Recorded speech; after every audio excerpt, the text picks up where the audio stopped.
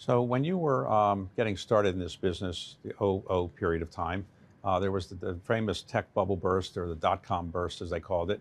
Do you see AI as potentially in that situation where people are putting so much money into AI, it might turn out not to be worth as much as people think?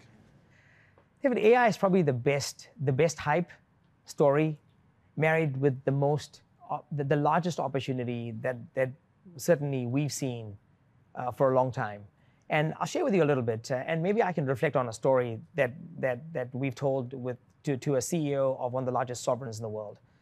They were asking, how do I invest behind AI? And we took a step back and said, look, let's make it easy. If we had $10, here's how we think about it. $5 or so, we'd invest into large public players. Some of them are around the fact that they build LLMs. To build a large language model is between $20 and $30 billion, which means you're a very small number of people in the world. You're almost country-like in what you can do. The second is, where do I have a proprietary data set where something unique about what I know will give me an edge? Because the internet itself is about 10% of what the world's knowledge looks like. So the other 90% needs to be something proprietary you can bring. So that's the second vector. The third, of course, are companies that make certain types of semiconductors. They design them or make them. But suddenly you've got 7 to 10 companies that represent, we think, $5 of the $10 in AI. The next $2, $3 we think are about infrastructure, the actual picks and shovels. And for us, we love picks and shovels because they involve cash flow, they involve certainty. Our big play, as we talked about, is in the data center space. It likely is the largest opportunity as I've seen it. And then the last dollar, we would actually hold in cash. And this gets to the hype piece.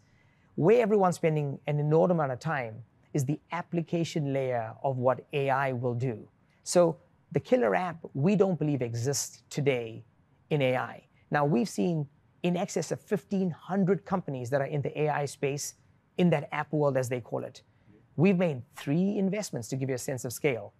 We could be wrong, but we've seen multiples do the same thing. We've seen the valuations, insanity, several $billion, which implies there needs to be a $10 billion outcome.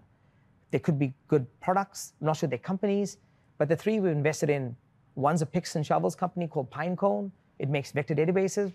Another one's called Rider.ai. It takes all your internal information and helps you aggregate it into what your story should be.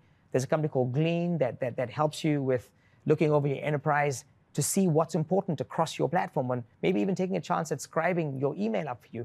But it's a very small number, David, because I believe that's where the hype exists. Do you think the killer app in AI will come ultimately from one of the existing large tech companies? Some people say the best way to invest in AI is go with the Microsofts, the Googles, and so forth. Or do you think it's going to be from some startup?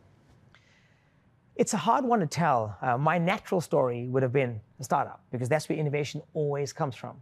And why we're pausing is that could be the case, but the data and the ability to scale that data is so uniquely positioned to these large tech players that it may come from a combination of these two, where someone's figured it out. Now, why I pause is only because if you look at Meta as an example, their open source Llama model is pretty impressive, because I can download the model into an air-gapped computer. And for that moment in time, I have the most current model that I can build my company off. So it's quite possible it'll come from innovation. And arguably, entrepreneurs generally, with good partnership, will get there. So my heart is in the fact that an entrepreneur will do it, but I do think it's going to take this next cycle of evolution to get there.